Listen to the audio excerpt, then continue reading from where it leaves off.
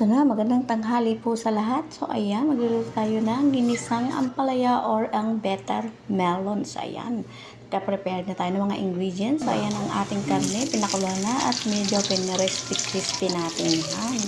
So, ayan, syempre magigisa tayo ng bawang unang-una na yan at isusunod natin dyan ang ating mahiwagang sibuyas. Ayan, ilalagay na natin yan, pampabang yan at pampasarap. So, syempre, sunod na ang kamatis. Ayan, hiniwa ko ng maliliit ang kamatis. Then, siyempre, igigisa din natin yan ng maigi.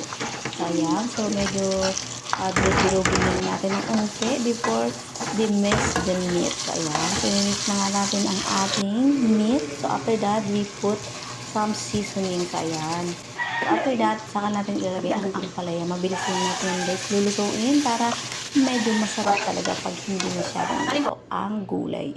So, ayan, nahalo na nga natin yan. So, syempre, mag-a-add tayo ng salt and pepper. Ayan. So, nalagay na natin yan. So, syempre, mag-a-add tayo ng water. So, ayan. So, after that, luluto na yan. So, mag-mix tayo or scramble natin ng egg. Then, put it on the top. Ayan. So, ayan, lagay na natin yan. Luto na, guys. So, tara na.